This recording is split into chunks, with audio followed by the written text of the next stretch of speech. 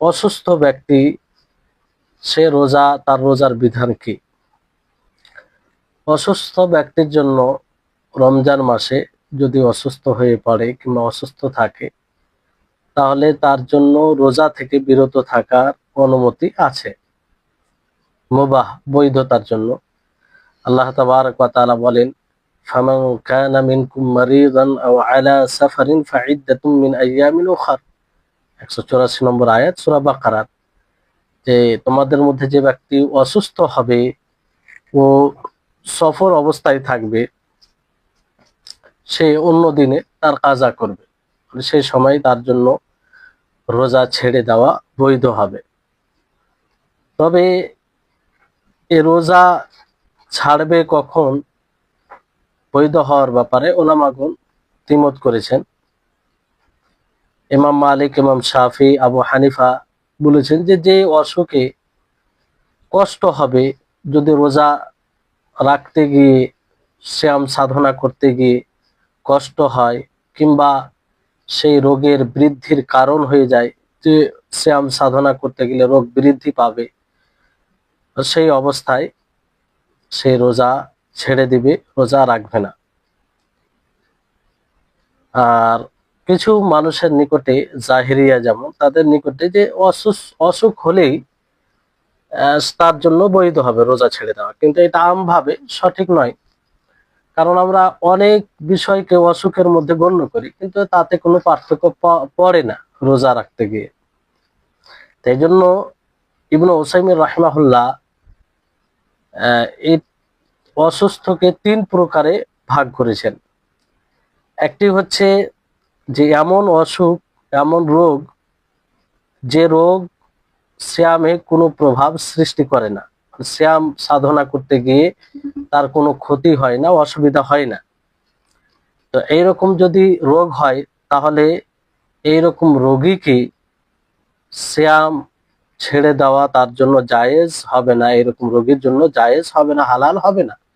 মানে ইফতার করা, সিয়াম না রাখা হালাল হবে না, বরং তাকে সিয়াম রাখতে হবে। যেমন সর্দি আছে, মাথা ব্যথা, এরকম কিছু বিষয় হালকা যেগুলো মাঝে মধ্যে হতেই থাকে, এতে সিয়ামের পার্থক্য পড়ে না। হ্যাঁ, এবার যদি মাথা ব্যথা এতটাই হয় যে হয়তো সহ্যের বাইরে, তখন কিংবা খুব অসুবিধা হচ্ছে, ফলে তখন হয়তো অনুমতি আছে, কিন্তু সামান্য মাথা ব্যথা করলো, শরীরে কোনো জায়গায় ব্যথা করলো হালকা, তাতে সিয়াম কোনো ইফেক্ট, প্রভাব সৃষ্টি করে না, সিয়াম রাখতে গেলে কোনো অসুবিধা হয় না। তো এইরকম রোগে আক্রান্ত হলে সিয়াম ছাড়া জায়েজ হবে না, এটা এক প্রকার। দ্বিতীয় প্রকার হচ্ছে যে ওই ব্যক্তি যার উপরে সিয়াম সাধনা করতে গিয়ে কষ্টকর হবে, ক্ষতিকর হবে, এমন রোগে আক্রান্ত, যে রোগ অবস্থায় যদি সিয়াম সাধনা করে, রোজা রাখে, তাহলে এই সময় তার জন্য কষ্টকর হবে এবং ক্ষতিকর হবে।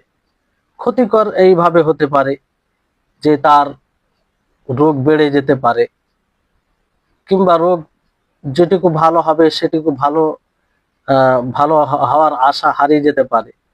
এরকম যদি বিষয় হয়, তাহলে ওই সময়, মানে হ্যাঁ, একটু ভুল বললাম, সেটা হচ্ছে যে দ্বিতীয় প্রকার লোক হচ্ছে যে যার উপরে এমন রোগে আক্রান্ত, এমন অসুস্থ, যে তার জন্য শ্যাম সাধনা করা কষ্টকর হবে কিন্তু ক্ষতিকর হবে না, কষ্টকর হবে কিন্তু ক্ষতিকর হবে না। তো এই অবস্থায় শ্যাম সাধনা করা মাকরুহ হবে, আর ইফতার করা, রোজা ছেড়ে দেওয়া, এটা কি হবে, সুন্নাহ হবে, ছাড়তে পারে। কিন্তু শ্যাম সাধনা করা অপছন্দনীয় এই সময়, যদি কষ্টকর হয়, ক্ষতিকর না হয়। তাহলে এই একটা বিষয়। কিছু কিছু অসুখ আছে যে অবস্থায় রোজা রাখতে গেলে কষ্টকর হয়, মানে কষ্ট হয় কিন্তু ক্ষতিকর নেই, ক্ষতি হয় না, ফলে এই সময় রোজা রাখাটা অপছন্দনীয় হবে, আর না রাখাটা সুন্নাহ হবে। তৃতীয় প্রকারের লোক হচ্ছে যে এমন রোগে আক্রান্ত হবে কিংবা এমন অসুখ হবে যে অসুখের কারণে রোজা রাখা কষ্টকর হবে, সাথে সাথে রোজা রাখতে গিয়ে তার জন্য এই রোজা রাখাটা ক্ষতিকর হবে, ক্ষতি করবে, তার অসুখকে বৃদ্ধি করে দিবে কিংবা আরো তাকে দুর্বল করে দিবে। তো এরকম যদি ক্ষতি হয়, কষ্টকর হয়, তো ওই সময় রোজা রাখা হারাম। ওই সময় রোজা রাখা কি হারাম। যেমন কিছু অসুখ আছে যে অসুখের কারণে এটা হতে পারে। কিছু মানুষের ডায়াবেটিস, সুগার এরকম অসুখ হয়, যে কারণে সে রোজা রাখতে সক্ষম হয় না এবং রোজা রাখলে তার ক্ষতি হয়। ডাক্তার যদি এরকম কথা বলে তাহলে তাকে রোজা ছাড়তে হবে, কারণ শরীরে ক্ষতি করে এটা করা যাবে না। শরীয়তে একদম মানে কারো ক্ষতি চাই না, এই জন্য তার জন্য অন্য অপশন আছে। এই হচ্ছে বিষয়। এই অসুখ অবস্থায় কেন ক্ষতিকর হলে রোজা রাখবে না, কারণ শরীয়তের একটি বিধান হচ্ছে ওয়ালা তাকতুলু আনফুসাকুম, যে তোমরা নিজেকে হত্যা করো না, নিজেকে হত্যা করো না। এই যে নফস, জান আমাদের মধ্যে আছে, এটা আমরা যখন ইচ্ছা যেমন ইচ্ছা ব্যবহার করতে পারি তা নয়। অবশ্য যেখানে ক্ষতি আছে, যেখানে শারীরিক দিক দিয়ে ক্ষতি আছে, সেখান থেকে আপনাকে বিরত থাকতে হবে। আর শরীয়ত সবসময় ভালাই চাই, সহজ চাই, কঠিন চাই না।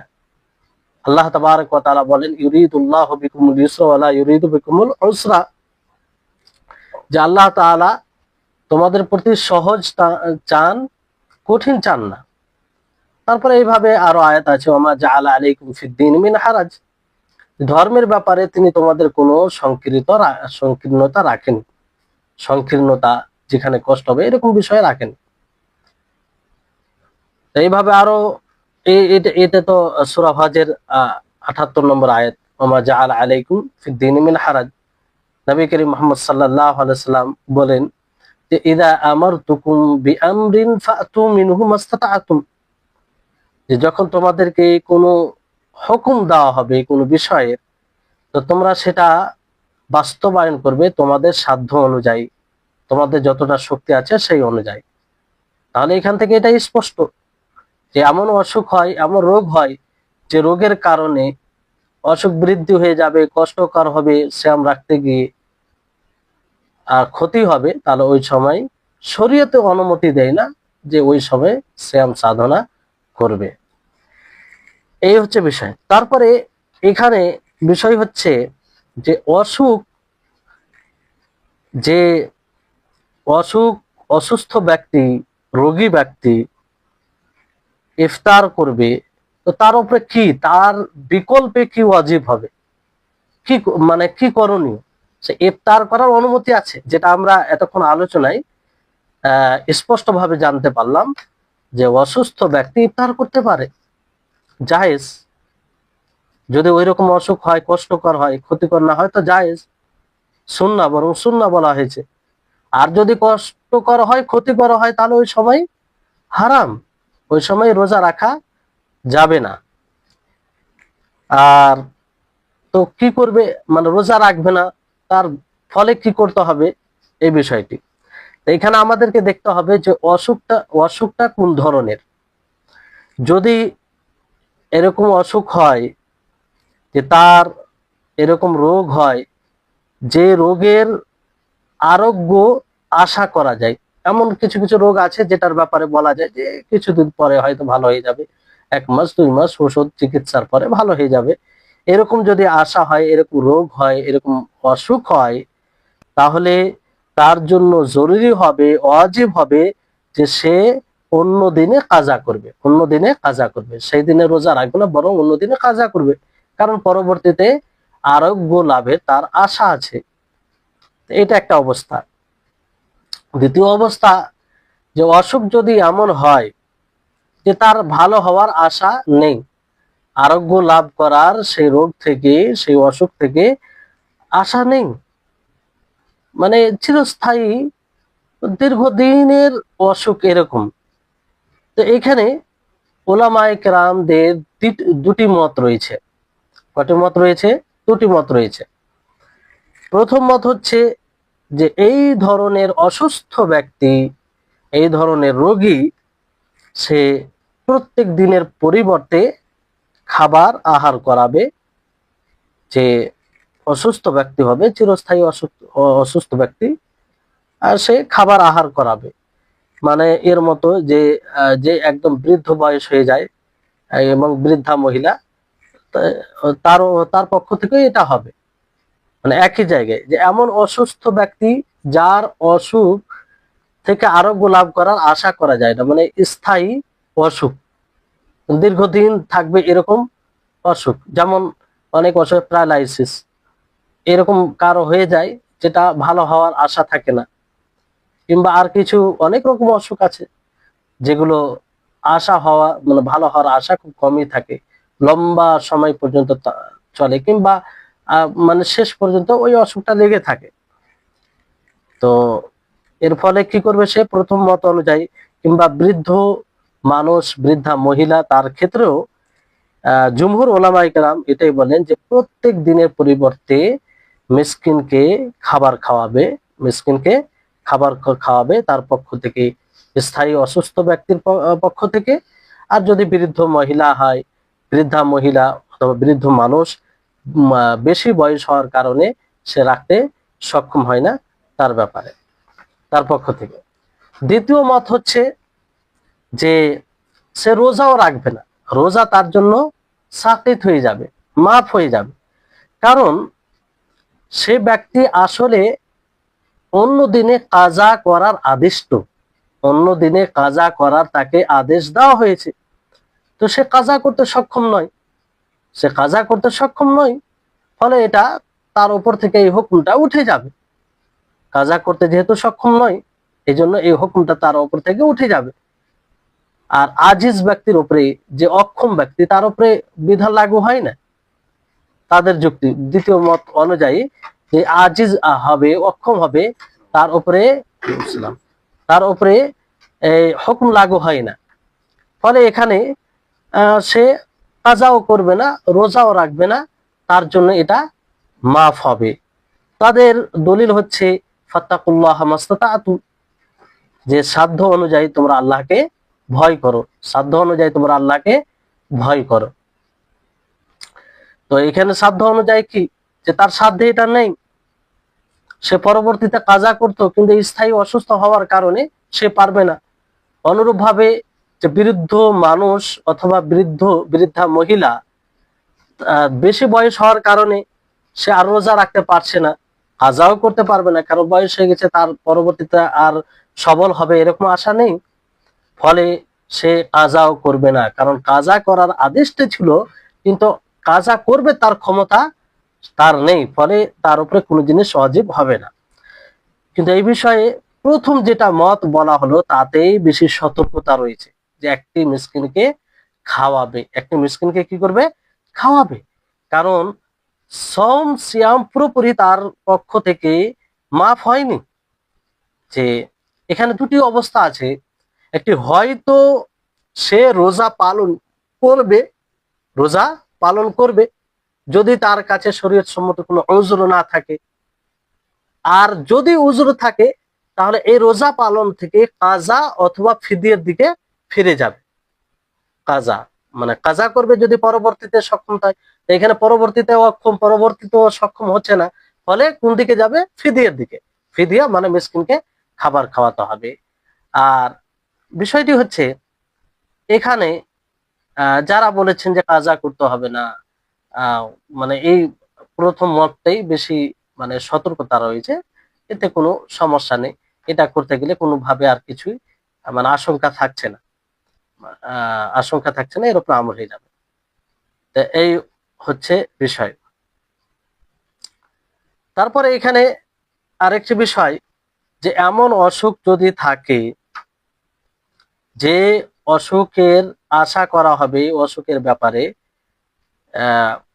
মানে ভালো হওয়ার, আরোগ্য লাভের আশা করা হবে, আর সেটা চলমান থাকে, মানে আশা আছে যে ভালো হয়ে যাবে, এমন অসুখ, যে অসুখের ব্যাপারে এটা আশা যাকে ভালো হয়ে যাবে, কিন্তু অসুখটা চলমান, চলছে চলছে চলছে, আশা করা হচ্ছে কিন্তু ভালো হচ্ছে না, তো এই ধরনের ব্যক্তির উপরে কিছুই লাগু হবে না, কারণ আশা জাগছে কিন্তু ভালো হচ্ছে না। তো এরকম ব্যক্তি যদি এরকম ব্যক্তি হয়, তো না তার আহ, এর উপরে, আউলিয়াদের উপরে বলতে তার উত্তরাধিকার উপরে কোনো শ্যাম রাখতে হবে, না খাবার খাওয়াতে হবে। আর যদি মানে আরোগ্য পায়, সুস্থ হয়ে যায়, মানে সুস্থ মৃত্যু পর্যন্ত না হয়, তাহলে কিছুই করতে হবে না, কাউকে কিছু করতে হবে না। কারণ এটা আশা ছিল, ওই আশা করতে করতে হয়নি, তো আর কিছু করা যাবে না। কিন্তু ওলামাগণ তার পক্ষ থেকে অন্যরা সিয়াম রাখবে কি রাখবে না এই ব্যাপারে দ্বিমত করেছেন। দ্বিমত করেছেন যে সিয়াম রাখবে না ফিদিয়া দিবে, এই বিষয়ে ওলামাদের মধ্যে দ্বিমত আছে, যেটা আগামী আলোচনায় আসবে ইনশাআল্লাহ। পরবর্তীতে এই ব্যাপারে আলোচনা আসবে। তাহলে এখানে যেটা বিষয় আপনাদের নিকটে আশা করি স্পষ্ট হলো, যে এমন অসুস্থ ব্যক্তি, যে ব্যক্তির অসুখ চিরস্থায়ী, চিরস্থায়ী বলতে দীর্ঘদিন যেটা চলে, মানে দ্রুত আরোগ্য লাভ করার আশা নেই, অথবা বৃদ্ধ পুরুষ, বৃদ্ধা মহিলা, যে বেশি বয়স হওয়ার কারণে রোজা রাখতে অক্ষম, পরবর্তীত, এই ধরনের ব্যক্তির জন্য প্রত্যেক দিনের পরিবর্তে মিসকিনকে খাওয়াবে। কি করবে? মিসকিনকে খাওয়াবে। যে এটাই সতর্কতা এখানে। আরো তো আলোচনা রয়েছে, সেদিকে গেলাম না, সংক্ষিপ্ত ভাবে এটা আপনারা মনে রাখবেন। এবার আসুন যে আহ অসুস্থতার ব্যাপারে, অসুস্থ ব্যক্তির রোজার বিধানের ব্যাপারে আমরা জানলাম। গর্ভবতী মহিলা ও দুগ্ধ পানকারিণী মহিলার রোজার ব্যাপারে তাদের বিধান কি? এটি গুরুত্বপূর্ণ বিষয়, কারণ সব সমাজেই থাকে। আর আহ, এটা সবার এতে সম্মুখীন, মানে সম্মুখীন হতে হয়। এই বিষয়ে আমরা জানার চেষ্টা করব ইনশাআল্লাহ। সেটা কি? তো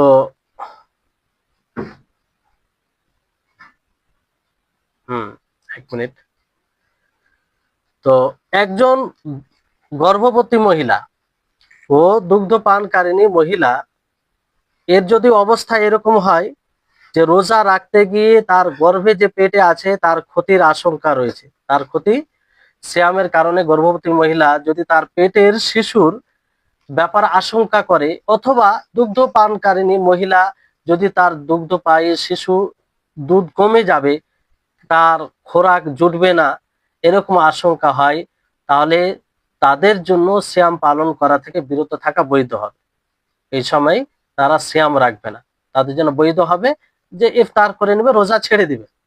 এ ব্যাপারে কারো দ্বিমত নেই, সকলের এই মত যে এরকম গর্ভবতী মহিলা হয়, যে যার আশঙ্কা যে সে রোজা যদি রাখে, সিয়াম সাধনা করে, তাহলে শিশুর ক্ষতি, এরকম আশঙ্কা আছে।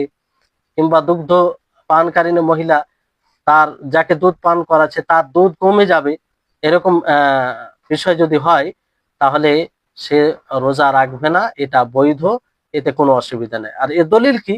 এর দলিল রয়েছে, রাসূল সাল্লাল্লাহু আলাইহি সাল্লাম বলেন, ইন্নাল্লাহা আযজা ওয়া জাল্লা ওয়াদা আনিল মুসাফিরি শাতরাস সালাতি ওয়া আনিল মুসাফিরি ওয়াল হামিলি ওয়াল মুরদি'i আস-সাওমা আবিস সিয়াম। আল্লাহ তাআলা মুসাফিরের জন্য সালাতের অর্ধেক, এবং মুসাফির, গর্ভবতী ও দুগ্ধ পানকারিনীর জন্য সিয়াম থেকে বিরত থাকার সুযোগ করে দিয়েছেন। তার মানে শরীয়ত থেকে ছাড় রয়েছে, শরীয়ত থেকে ছাড় রয়েছে, এতে কোনো অসুবিধা নেই। তবে রোজা রাখা থেকে ছাড় রয়েছে, রোজা রাখবে না, কিন্তু রোজা রাখবে না, পরবর্তীতে সে খাবার খাওয়াবে না কাজা করবে, না খাবার খাওয়াবে কাজা করবে, দুটোই করবে, এই ব্যাপারে ওলামাগণের মধ্যে, বিদ্বানদের মধ্যে একাধিক কল রয়েছে, একাধিক মত রয়েছে। একটি মত হচ্ছে ইবনু মুনজির রাহিমাহুল্লাহ, তিনি বলেন যে এই বিষয়ে ওলামাদের 4টি মাযহাব, 4টি মত রয়েছে। একটি মত হচ্ছে আব্দুল্লাহ ইবনে ওমর, আব্দুল্লাহ ইবনে আব্বাস, সাঈদ ইবনে জুবাইর, এনারা বলেন যে এই ধরনের মহিলা সে ইফতার করবে, অর্থাৎ রোজা ছেড়ে দিবে, ওয়ায়ুতঈমান, আর কি করবে? খাবার খাওয়াবে, খাবার খাওয়াবে, ওয়ালা কাজা আলাইহিমা, আর এদের উপরে কাজা নেই, মানে পরবর্তীতে কাজা করতে হবে না।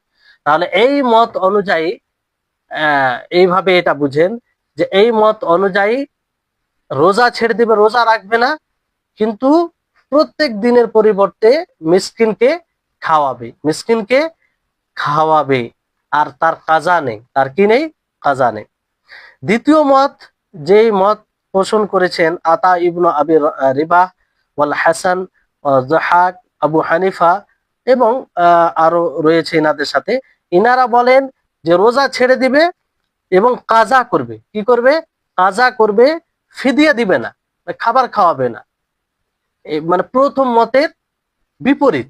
প্রথম মতে বলা হয়েছে যে রোজা ছেড়ে দিবে, রোজা রাখবে না, খাবার খাওয়াবে, কাজা নেই। আর দ্বিতীয় মতে কি, যে রোজা ছেড়ে দিবে, কাজা করবে, খাবার খাওয়াবে না, কাজা করবে, খাবার খাওয়াবে না। এটি দ্বিতীয় মত।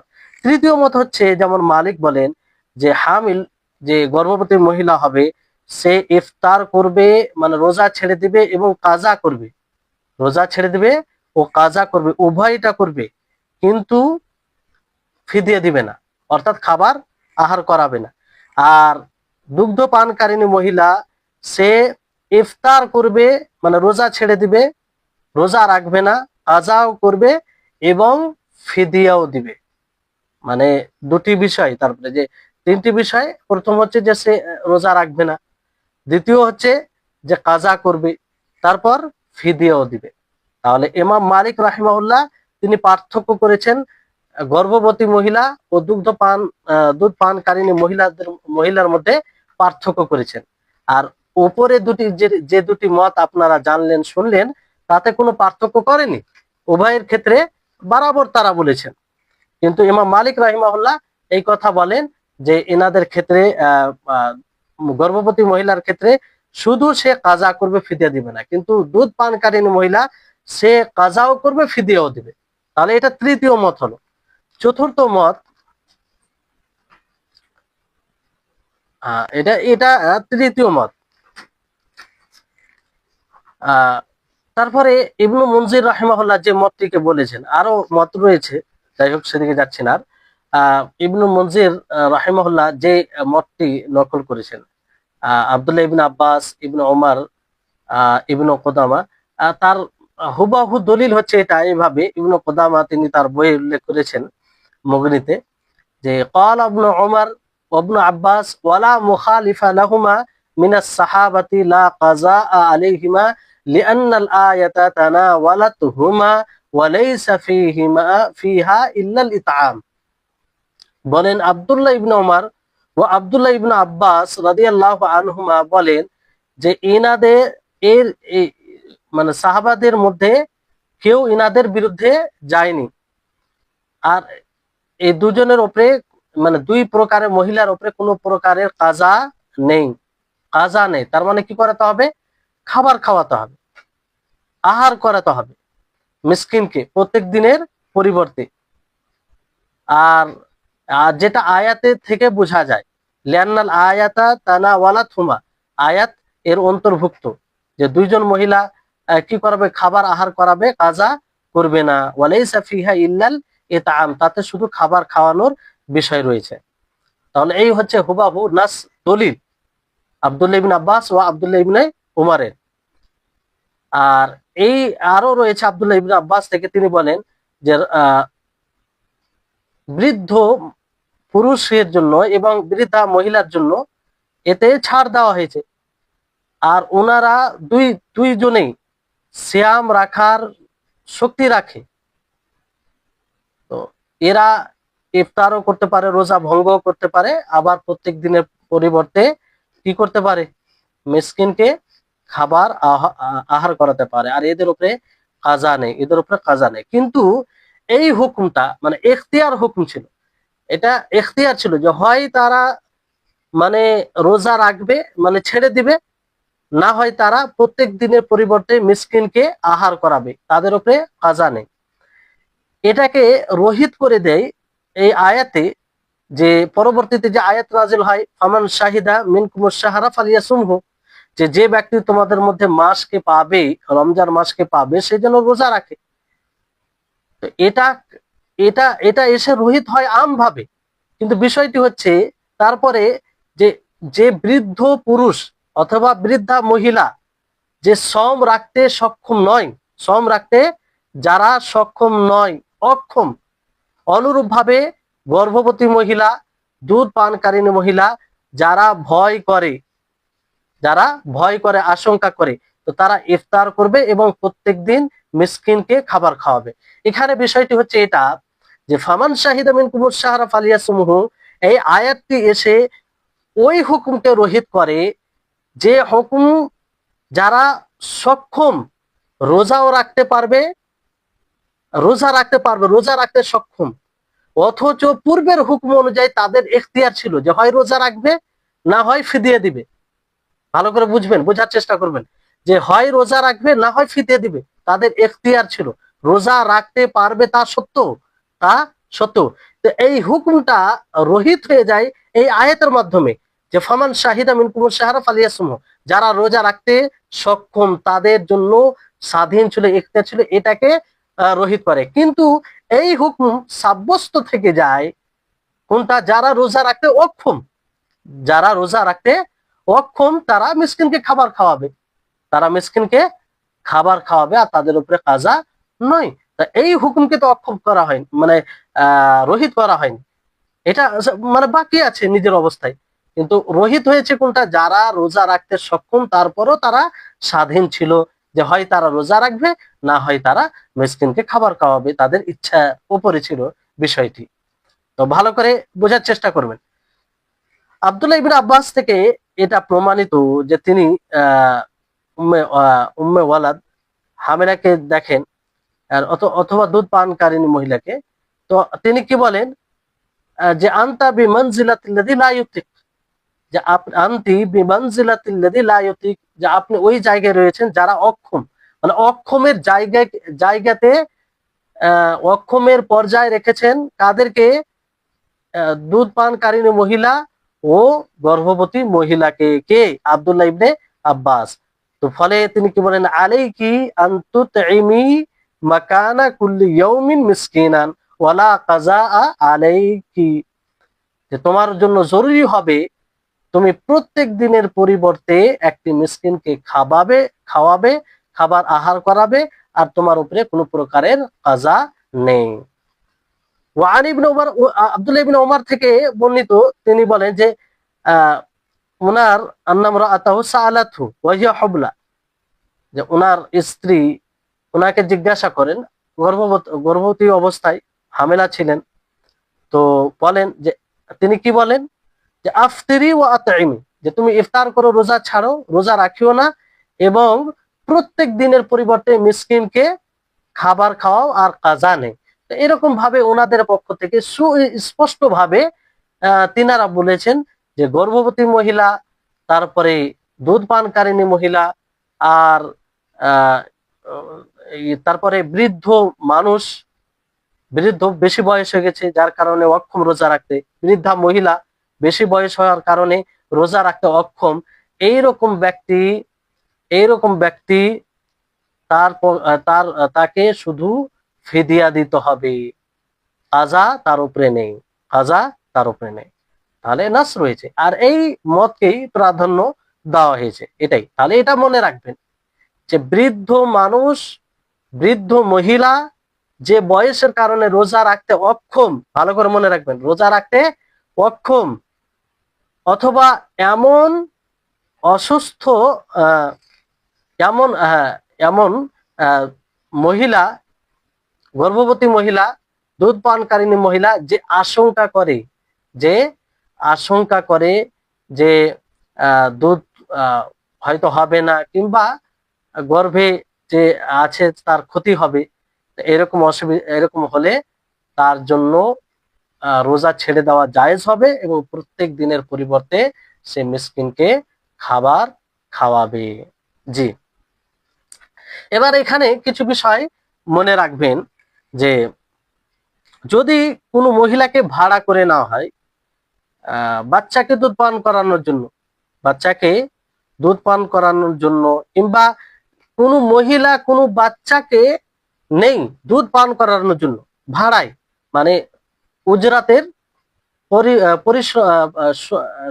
মানে যার ফলাফল পাবে কিংবা টাকা পাবে এরকম উদ্দেশ্যে, অথবা আল্লাহর উদ্দেশ্যে কোনো মহিলা কোনো বাচ্চাকে পান করায়, তার নিজের সন্তান নয়, তার নিজের সন্তান নয়, কোনো বাচ্চাকে এই উদ্দেশ্যে পান করায় যে তাতে কোনো মূল্য পাবে, অথবা আল্লাহকে খুশি করার জন্য, এহসান করার জন্য কোনো অন্য কারো বাচ্চাকে পান করায়, তো তার জন্য এটা হুকুম রয়েছে যে তার জন্য ইফতার করা জায়েজ। আর সে সেটাই করবে যে একটা দুধ পানকারিনী মহিলার ব্যাপারে যেটা বলা হলো এখানে। এখানে ওই মতো ইখতিলাফ হবে যে মতো পূর্বে ইখতিলাফ বলা হলো, দ্বিমত হবে, মানে 4টা মত কিংবা অনেকে বলেছে 5টা মত রয়েছে, এরকম ভাবে দ্বিমত এইখানেও আছে। তবে যেই মতটি আপনাদেরকে স্পষ্ট ভাবে বলা হলো আব্দুল্লাহ ইবনে ওমর, আব্দুল্লাহ ইবনে আব্বাস রাদিয়াল্লাহু আনহুমার যে মত, সেটা সেটা বেশি কাছাকাছি মনে হচ্ছে। দ্বিতীয় বিষয় হচ্ছে যে কোনো দুধ পানকারিনী মহিলা অথবা গর্ভবতী মহিলা যদি মুসাফিরা হয়, ভ্রমণকারী হয়, সফরে থাকে অথবা অসুস্থ হয়, তো সে মানে কোনো অসুস্থ মহিলা, রোগী মহিলা কিংবা দুধ পানকারিনী মহিলা, গর্ভবতী মহিলা, এরা যদি সফর অবস্থায় থাকে, ফাআফতারাত বিনিয়াতি তারাখুস বিল মারাদ আবিস সাফার, তো অসুস্থ মহিলা সে এই নিয়ত করে রোজা ভঙ্গ করবে কিংবা রোজা রাখবে না যে সে কোন অবস্থায় আছে, অসুস্থ আছে, অসুস্থ থাকার কারণে, যেহেতু অসুস্থের ব্যাপারে ছাড় দেওয়া আছে, ফামান কানা মিনকুম মারিদান আও আলা সাফারিন, অনুরূপ ভাবে দুধ পানকারিনী মহিলা, গর্ভবতী মহিলা যদি সফর অবস্থায় থাকে তাহলে সে ফিদিয়া দিবে না, বরং সে রোজা ভঙ্গ করবে। কিসের রুখসাতে, কিসের ছাড়ে? সফরে, মানে এখানে সফরে যেহেতু আছে, আর সফরের ব্যাপারে স্পষ্ট ভাবে বলা আছে যে ফামান কানা মিনকুম মারিদান আও আলা সাফারিন ফাইদ্দাতুম মিন আইয়ামিন উখরা, তো যে কোনো জন সফরে থাক, তো সফর অবস্থায় তার জন্য ছাড় আছে যে সে সিয়াম না রাখতে পারে। সে গর্ভবতী মহিলা হতে পারে, দুধ পানকারিনী মহিলা হতে পারে, যদিও তার সাথে অন্য কারণও আছে, তো এই শুধু সে সফরে নিয়েতে রোজা ছেড়ে দিতে পারে কিংবা রোজা না রাখতে পারে, কিন্তু এই অবস্থায় তাকে কি করতে হবে? কাজা করতে হবে, এই অবস্থায় কাজা করতে হবে। কারণ সফরের উদ্দেশ্যে, সফরের কারণে যদি রোজা ছাড়ে তাহলে তাকে কাজা করতে হবে পরবর্তী সময়ে, পরবর্তী সময়ে কাজা করতে হবে। কারণ আল্লাহ তাবারক ওয়া তাআলা কি বলেন? ফামান কানা মিনকুম মারিদান আও আলা সাফারিন ফাইদ্দাতুম মিন আইয়ামিন উখর, যে তোমাদের মধ্যে যে অসুস্থ হবে অথবা যে সফর অবস্থায় হবে সে অন্য দিনে তার কাজা করবে। এবার বিষয়টি হচ্ছে যে এরকম মহিলা খাবার কে খাওয়াবে? দুগ্ধ পানকারিনী মহিলার পক্ষ থেকে অথবা গর্ভবতী মহিলার পক্ষ থেকে খাবার কে খাওয়াবে? খাবারটা কে খাওয়াবে? সে মহিলা নিজে খাওয়াবে না অন্য কেউ খাওয়াবে? এই ব্যাপারে ইবনে উসাইমিন রাহিমাহুল্লাহ তিনি বলেন যে সঠিক মত হচ্ছে এটাই যে যার উপরে নাফাকা, ভরণ পোষণের দায়িত্ব, সে খরচ করবে। একজন স্বামীর ওপরে গর্ভবতী মহিলার ভরণ পোষণের দায়িত্ব, তো তাকে খাওয়াতে হবে, তাকে খাওয়াতে হবে, তার উপরে জরুরি হবে। অনুরূপ ভাবে দুগ্ধ পান কারিনী, যদি কেউ কেউ দুধ পান করায় অন্য মহিলা দ্বারা, অন্য মহিলাকে ভাড়া করে, তাহলে যে ভাড়া করে যে উজরাত নিয়েছে, মানে এক কথা এখানে একটা বিষয় ক্লিয়ার ভাবে মনে রাখতে হবে, যার উপরে ভরণ পোষণের দায়িত্ব থাকবে তাকে এই বিষয়ে খরচ করতে হবে, তাকে এই বিষয়ে খরচ করতে হবে। তাহলে আমরা এই বিষয়টি জানতে পারলাম যে গর্ভবতী মহিলা আর দুধ পানকারিনী মহিলার রোজার ব্যাপারে, তারপরে অসুস্থ ব্যক্তির রোজার ব্যাপারে। তারপরে আসুন যে হায়েজা ও মানে যার মাসিক ব্লাড হয় আর না, হায়েজা এবং নেফাস যার হয়, মানে বাচ্চা ভূমিষ্ঠ হওয়ার পর কিংবা বাচ্চা আবর্ষণ করলে কিংবা সেটা নষ্ট হলে যে ব্লাডটা আসে সেটাকে নেফাসের ব্লাড বলা হয়। তো এই অবস্থায় তাদের রোজার বিধান কি, এগুলো বিষয় স্পষ্টভাবে জানা দরকার, কারণ এটা প্রত্যেক মহিলার সাথে জড়িত বিষয়। এগুলো বিষয় এরকম ধোঁয়াশা থাকলে হবে না, তাদের নিকটে স্পষ্টভাবে জানতে হবে। আর বড় দুঃখ হয় যে এই সব বিষয়ে অনেক মহিলা উদাসীন থাকে, সে জানেই না, আর এই জন্য বড় বড় ভুল করে থাকে আর সারা জীবন ভুল করে। তো এর চেয়ে বড় উদাসীনের, শরীয়তের ব্যাপারে উদাসীনের দলিল আর কি হতে পারে বলুন? যে বিষয়টি তাদের সাথে জড়িয়ে আছে, তা থেকে বাঁচার কোনো উপায় নেই। এই বিষয় সম্পর্কে পুরো ধারণা থাকতে হবে। আর প্রত্যেক মহিলাকে এই সব বিষয়ে বিশেষভাবে জানতে হবে। জেনে শুধু নিজের মধ্যে সীমিত রাখবে তা নয়, তাদের জন্য জরুরি। এজন্য মা ও খালা তারারা সকলেই জানে, আশেপাশে যাদের সাথে গল্প হয়, বসা ওঠা হয়, তারা জানে যে এই বিষয়গুলো কারা জানে কারা জানে না, গল্পের মাধ্যমে বুঝে। এই জন্য তাদের জন্য জরুরি হবে যারা জানে না তাদেরকে সঠিকভাবে বলা, তাদেরকে সঠিক শিক্ষাটা পৌঁছে দেওয়া। একজন আলেম তারা করবে নিজের জায়গা থেকে, কিন্তু কোনো আলেম তো সকল মহিলার নিকটে যাবে না।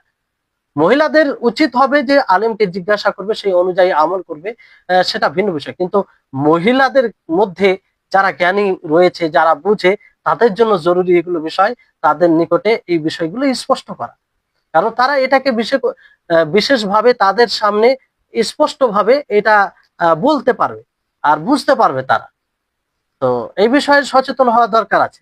যাই হোক, হাইজা ও নেফাস, মানে হাইজা বলতে মাসে যেটা ব্লাড হয় নিয়মিত ভাবে, আর নেফাস বলতে যেটা বাচ্চা জন্ম হওয়ার পর হয়। তো এই অবস্থায় তাদের ইফতার করা জরুরি। এখানে ইখতিয়ার নয়, জরুরি। মানে রোজা রাখা হারাম, রোজা রাখা এই সময় হারাম। তাদের যদি সিয়াম রাখে, তাহলে এই সিয়াম রেখে এখানে আল্লাহর অবাধ্যতা হবে, আল্লাহর নাফরমানি হবে। তো তাদের উপরে এই অবস্থায় রোজা রাখা হারাম। তারা যদি রোজা রাখে তো গুনাহগার হবে, আর তাদের রোজা বাতিল হবে, বাতিল, গ্রহণযোগ্য নয়। তো এই তাদেরকে পরবর্তী সময়ে কাজা করতে হবে। পরবর্তী সময় কি করতে হবে? কাজা করতে হবে। আয়েশা রাদিয়াল্লাহু তাআলা আনহা থেকে বর্ণিত, তিনি বলেন যে কুন্না নাহিদু আলা আহদি রাসূলিল্লাহ সাল্লাল্লাহু আলাইহি সাল্লাম ফানু'মারু বিকাযাইস সাওমি ওয়ালা নু'মারু বিকাযাইস সালাতি। যে আমরা রাসূল সাল্লাল্লাহু আলাইহি সাল্লামের জামানায় হায়েজরত অবস্থায় হতাম, মানে হায়েজ এর ব্লাড আসতো। ফানু'মারু বিকাযাইস সাওমি, আমরা সিয়ামের কাজার, রোজার কাজার আদিষ্ট হতাম। আল্লাহ নবী আমাদেরকে হুকুম দিতেন যে এর যেন আমরা কাজা করি, পরবর্তীতে এর কাজা করি। ওয়ালা নু'মার বিকাযাইস সালা, আর সালাতের কাজার হুকুম তিনি দিতেন না, মানে তার আদিষ্ট আমরা ছিলাম না। এই হাদিসটি আপনার সহিহ মুসলিমের হাদিস। তাহলে এটা স্পষ্ট দলিল যে এই অবস্থায় সিয়াম রাখা যাবে না, সিয়াম রাখা হারাম। আর কেউ যদি সিয়াম রাখে তাহলে এটা মানে গুনাহগার হবে, আল্লাহর অবাধ্যতা হবে, আল্লাহর নাফরমানি হবে। যখন হায়েজা মহিলা, হাইজা মহিলা বলতে আপনারা বুঝে যাবেন, হাইজা মহিলা বলতে যার ব্লাড আসে, ব্লাড আসা অবস্থায়, চলমান অবস্থায়, তখন হাইজা বলা হয়। তো হাইজা মহিলা পাক হবে মধ্য দিনে, দিনের কোনো সময় পাক হবে, পবিত্র হবে। তো বাকি যে দিন রয়েছে, যেমন ধরুন একজন মহিলা, সে হাইজা ছিল, দিনে প্রায় 2টোর সময় তার হাইজ আসা, ব্লাড আসা বন্ধ হয়ে যায়। তো সে গোসল করবে, গোসল করার পরে নামাজ, পরবর্তী সময়ে যেটা নামাজ, যেহেতু জোহরের সময় পেয়ে গেছে, তো জোহরের নামাজ পড়বে, বাকি তারপরে নামাজগুলো পড়বে। কিন্তু সিয়াম তো আর রাখা যাবে না, যেহেতু সিয়ামের সময় হচ্ছে ফজর থেকে, ফলে বাকি সময়টা তার জন্য রোজা রাখা জরুরি নয়। কারণ এই ব্যাপারে কোনো দলিল নাই যে বাকি সময় যেহেতু পেয়েছে সে রোজা রাখবে, এরকম কোনো দলিল নয়। দলিল থাকলে হয়তো বলা যেত। আর যদি কোনো মহিলা ফজরের পূর্বে, ফজরের সাদেক, যে ফজরের সাদেক থেকে নিয়ে সূর্য অস্তমিত হওয়া পর্যন্ত খাবার ও পানাহার থেকে বিরত থাকতে হবে। তো কোনো মহিলা যদি ফজরের সাদেকের পূর্বে পাক হয়, পবিত্র হয়, হেজ আসা বন্ধ হয়ে যায়, যদিও 1 মুহূর্ত, 2 সেকেন্ড, 3 সেকেন্ড এরকম স্পষ্ট ভাবে বুঝতে পারে মহিলা যে তার হায়েজ আসা বন্ধ হয়ে গেছে, তাহলে সে সেই দিন শ্যাম সাধনা করবে। যদিও সাহারি করার সময় না পায়, কারণ সে পবিত্র হয়ে গেছে। পবিত্র হওয়া মানে কি, তার উপরে রোজা ফরজ, সে নিয়ত করে নিবে, সে নিয়ত করে নিবে, তার রোজা হয়ে যাবে। এই এই এই বিষয়টি খুব খেয়াল রাখতে। অনেক মা ও খালা এইসব বিষয়ে খেয়াল করে না, মানে বড় আফসোস হয় যে না জানার কারণে মনে করে যে সে আমরা মানে হায়জা অবস্থায় আছি তো রোজা ফরজ নাই, আর রাখে না, গুরুত্ব দেয় না। এইভাবে কত রোজা না জানি ফরজ হয়ে আছে, আর তা থেকে দায় মুক্ত হয়নি। অনেক মহিলাদের এই অবস্থা, আল্লাহুল মুস্তাআন। তো বিষয়গুলো বুঝতে হবে যে 1 মিনিট পূর্বে যদি পবিত্র হয় ফজরে সাদেকের, তাহলে তাকে রোজা রাখতে হবে সেই দিনে, সেই দিনে রোজা রাখতে হবে, যদিও গোসল করার সময় না পায়। গোসল করা জরুরি নয়, গোসল করতে হবে নামাজ পড়তে গেলে, তারপরে ফজর হলো, আজান হলো, সে গোসল করে নামাজ পড়বে, আলাদা বিষয়। কিন্তু সাহারি করার জন্য কিংবা রোজা রাখতে গিয়ে তাকে পুরোপুরি মানে গোসল করতে হবে, এরকম বিষয় নয়। তো তার শ্যাম সেদিনের সঠিক হবে যদি এরকম ভাবে 1 মিনিট পূর্বে কেউ হাইজ থেকে পবিত্র হলো, আর ওই সময় সে নিয়ত করে নিল যে আমি শ্যাম সাধনা করব, যেহেতু এই রমজান মাসের শ্যাম জরুরি পবিত্র অবস্থায়, তো গোসলটা পরে করলো, কোনো সমস্যা নেই, কোনো সমস্যা নেই। অনুরূপ ভাবে তার বিপরীত, যদি কোনো মহিলা সূর্য অস্তমিত হওয়ার পূর্বে হাইজরত অবস্থায় হয়ে যায়, কি হয়, ব্লাড চলে আসতে আরম্ভ করে, যদিও 1 মুহূর্ত হয়, 1 মিনিট পূর্বে কিংবা অর্ধ মিনিট পূর্বে, 2 সেকেন্ড পূর্বে, 2-3 সেকেন্ড পূর্বে নিশ্চিত ভাবে বোঝা যায়, তাহলে সেই দিনের রোজার তাকে কাজা করতে হবে, যদিও পুরো দিন। এবার প্রশ্ন জাগতে পারে যে সেই ফজরের সাদেক থেকে নিয়ে সূর্য অস্তমিত মাত্র 1 মিনিট পূর্বে এই পর্যন্ত সে খাবার ও পানাহার থেকে বিরত থাকলো, সামান্য 1 মিনিটের জন্য তাকে কাজা করতে হবে? জি হ্যাঁ, কাজা করতে হবে, এটা হচ্ছে শরীয়ত, এটা আপনাকে মানতে হবে। তবে এটা আপনি মনে করবেন আল্লাহ তাআলা রাহিম, তিনি কোন সময় নাউজুবিল্লাহ মানে তিনি কৃপণতা করেন না মানুষকে দিতে। আপনি যে এতক্ষণ খাবার ও পানাহার থেকে বিরত ছিলেন, অবশ্যই আপনি আল্লাহর ইতাআতে ছিলেন, আল্লাহর অনুসরণে ছিলেন, আল্লাহর অনুসরণে থাকার কারণেই আপনি খাবার ও পানাহার থেকে বিরত ছিলেন। কিন্তু সূর্য অস্তমিত হওয়ার 2 মিনিট পূর্বে হাইজের ব্লাড আসার কারণে আপনি বাধ্য, যে আপনার রোজা সেদিন হলো না। যতক্ষণ আপনি খাবার ও পানাহার থেকে বিরত ছিলেন, অবশ্যই তার সওয়াব আল্লাহ তাআলা প্রতিদান দিবে, এটা মানে কি করা যায় না। কিন্তু রোজা আপনার হলো না, রোজা আপনার হলো না, পরবর্তী সময়ে আপনাকে কাজা করতে হবে, কাজা করতে হবে। তো এই বিষয়টি বুঝতে হবে, মানে এটা যেমন হাইজ আসার ব্যাপারে মানে আহ মানে হাইজ আসার, অনুরূপ ভাবে ধরেন হ্যাঁ, এটা তো বিষয়টা ক্লিয়ার হয়ে গেল। তো এই এই বিষয়গুলো একটু লক্ষ্য রাখতে হবে।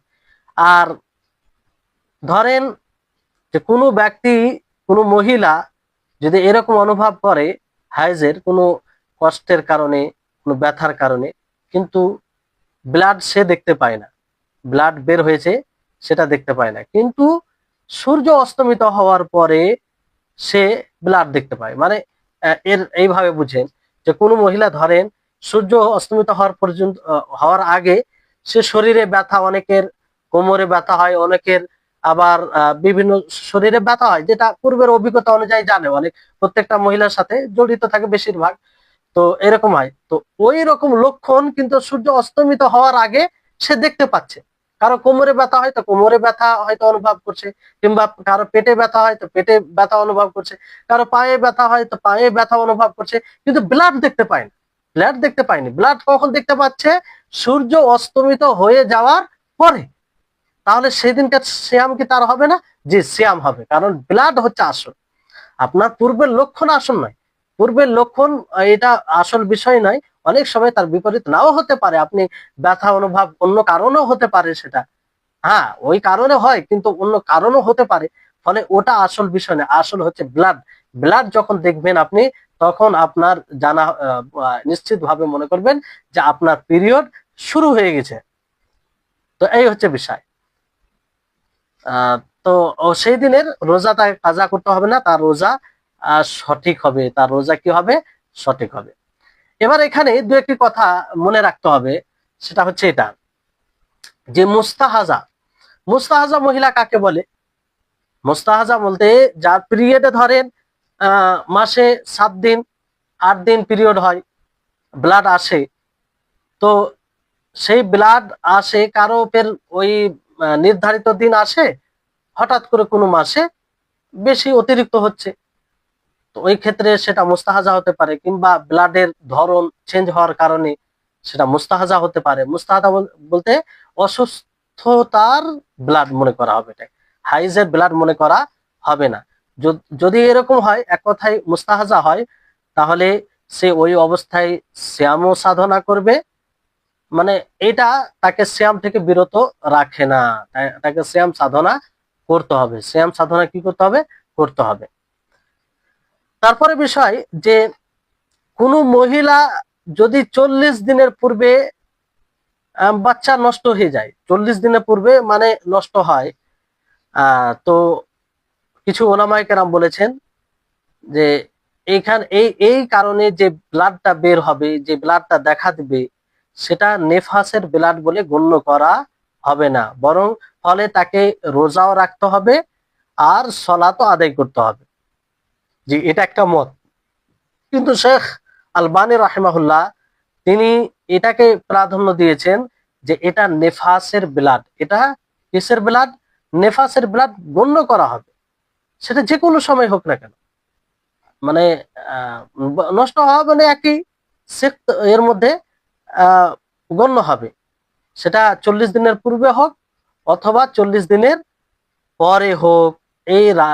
এই মতকে প্রাধান্য দেওয়া হয়েছে যে সেটা নেফাসের ব্লাড। যদি নেফাসের ব্লাড বলে গণ্য করা হয়, তাহলে সে সময় কি করবে? সে সময় সে শ্যাম থেকে বিরত থাকবে, নামাজ থেকেও বিরত থাকবে, আর শ্যাম পরবর্তী সময়ে সে কাজা করবে। তাই হচ্ছে বিষয়। তারপরে এখানে আরেকটি বিষয় আসে যে অনেক মহিলা ব্লাডকে মানে রুকে রাখার জন্য, মানে হাইজের ব্লাডকে রুকে রাখার জন্য কিছু ওষুধ ব্যবহার করে, তো সেই ওষুধ ব্যবহার করার কারণে ব্লাড দেখা দেয় না। তো ওই অবস্থায় কি শ্যাম রাখলে শ্যাম সঠিক হবে? যেমন ধরুন যে মাসে তার প্রতি মাসে 4র্থ দিনে ব্লাড আসে, তো 4র্থ দিনের আগেই সে ওষুধ ব্যবহার করলো, তো ওষুধ ব্যবহার করার ফলে আর ব্লাড দেখা দেয় না, তার মানে সে মানে পাক আছে, তো ওই সময় তাকে শ্যাম রাখতে হবে। তবে এক্ষেত্রে মনে রাখতে হবে যে এটা ফিতরাত, এতে ওষুধ এগুলো ব্যবহার না করলেই ভালো। আর যদি এটা স্পষ্ট ভাবে জানা যায় যে এতে কোনো ক্ষতি নেই, শারীরিক কোনো ক্ষতি নেই, তাহলে ব্যবহার করতে কোনো দোষণীয় বিষয় নয়। তবে শারীরিক ক্ষতি বেশিরভাগ এতে থাকে। তো যেহেতু এটা সবার সাথে জড়িয়ে, আর এটা প্রত্যেকটি মহিলারই হয়, তো এ থেকে পলায়ন করে এমন পদ্ধতিতে যদি পলায়ন বলতে নিজেকে বাঁচায় আর তাতে শারীরিক ক্ষতি হয়, তো এটা বুদ্ধিমানের কাজ হবে না। আর শারীরিক ক্ষতি হলে এটা থেকে বিরত থাকবে, আর যদি শারীরিক ক্ষতি না হয় তাহলে কোনো সমস্যা নেই। এই হচ্ছে বিষয়। আরো কিছু বিষয় ছুটে থাকতে পারে, যেগুলো আপনাদের নিকটে উপস্থাপন করা হলো। যদি কোনো বিষয়ে আরো সংশয় থাকে, অবশ্যই আপনারা গ্রুপে প্রশ্ন করবেন, কোনো সমস্যা নেই। উত্তর দেরি হলো সেটা দেওয়া হবে, অনেক সময় ব্যস্ততার কারণে দেওয়া হয় না, কিন্তু দেওয়া হবে। গ্রুপে প্রশ্ন করে রাখবেন এবং এখন সময় থাকলে করেন। আল্লাহ তাআলা যেন আমাদের সকলের ইলমে বারাকা দান করেন, আমরা আমাদের সকলের জ্ঞানে যেন আল্লাহ তাআলা বৃদ্ধি দান করেন, আর আমরা যেন সঠিকভাবে এই বিষয়গুলো বুঝতে পারি এবং সমাজে যারা অজ্ঞ তাদের নিকটে পৌঁছাতে পারি। ওয়া আখির দাওয়ানা আনিল হামদুলিল্লাহি রাব্বিল আলামিন। আসসালামু আলাইকুম ওয়া রাহমাতুল্লাহি ওয়া বারাকাতুহু।